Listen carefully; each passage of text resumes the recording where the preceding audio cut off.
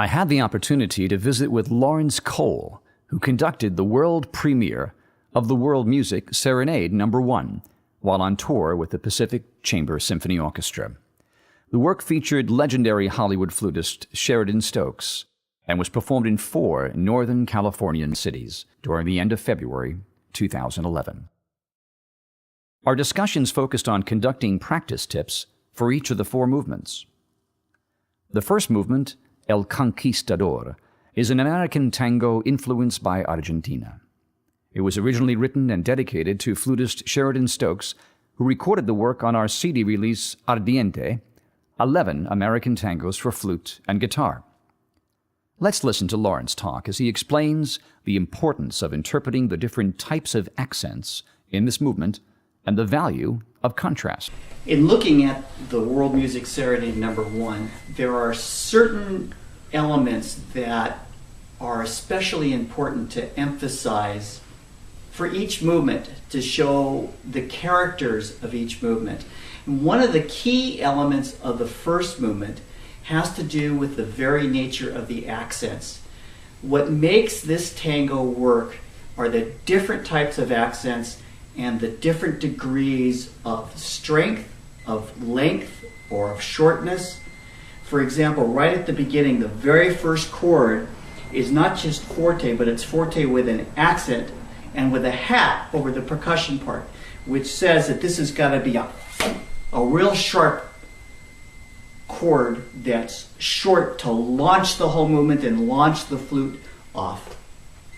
And then, at various points, there are forzando accents with subito mezzo pianos and crescendos, and those forzandos need to really come out, especially the accents that are on the and of the 4th beat, because that gives the whole flavor for the tango feel. And there are a lot of hat accents, and Christopher and I discussed these hat accents quite a bit, because I wanted to be sure with him, those can be interpreted in many different ways, but the way that works the best for this piece, and with discussing with Christopher and also with the tempo, is that these are very punchy and very short, very dry, so that you get da da da da da like that kind of an expression for them. And if you really go through and do these kinds of accents, then what happens in the lyrical section is you have a greater contrast with the lyrical section, and the piece then really stands out with these 2 things going on at the same time. The second movement, Tango Andaluz, is a continental tango and was originally recorded on our CD release Torbellino, 10 tangos for flute and guitar. Lawrence focuses on 2 aspects. 1, the importance of balancing the divisi string sections, and 2, the different string techniques used to help add textural color and dramatic contrast to the orchestration.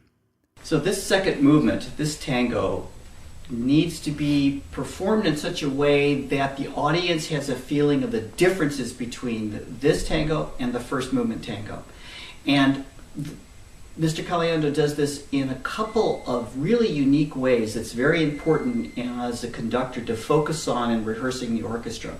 And the 2 ways he does this is by having a lot of divises going on with the first, the seconds, and the violas. And by having these divises, it enriches the harmonic texture and at the same time thins out the sound palette so that you have a different sense of color than you do from the first movement.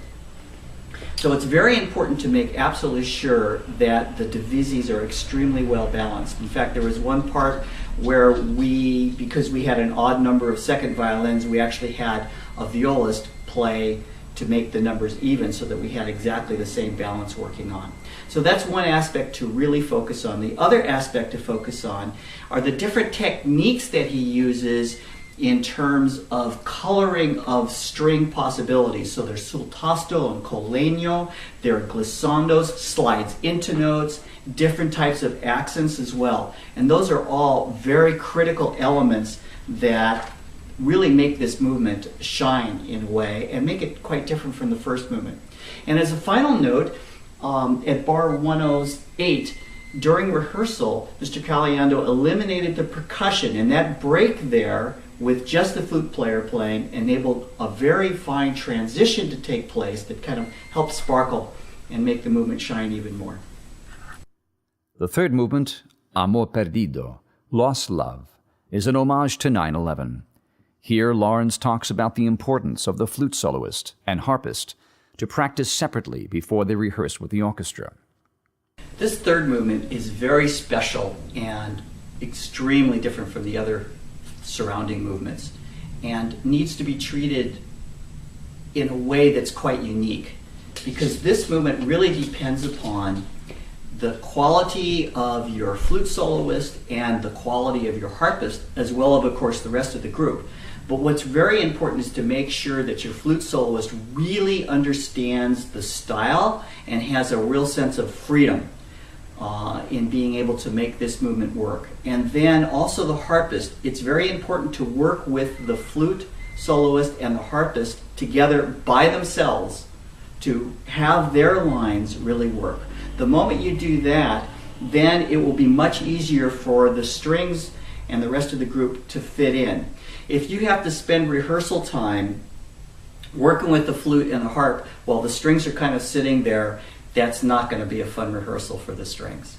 So it's very important to do that as a separate element. And I think if you achieve that and achieve a sense of freedom with the movement, and in rehearsal, do it several different ways so that in the performance, each performance can have a unique sense of its own presentation, and that will keep it fresh.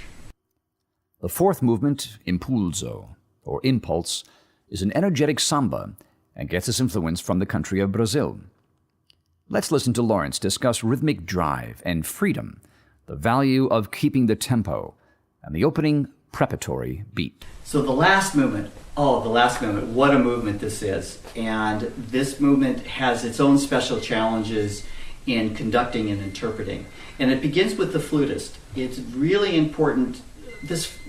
The challenge in this movement for the flute soloist is to have a sense of rhythmic drive and at the same time a sense of freedom.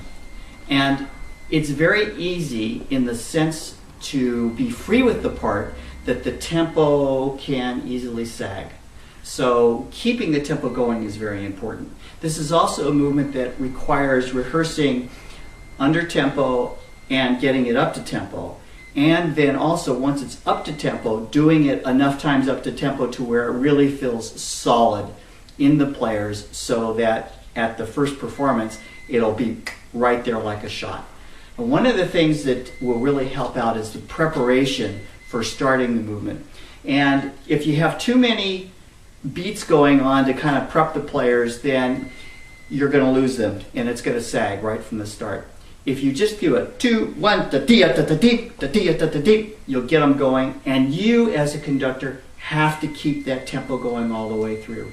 This movement is about tempo and being on top of the beat.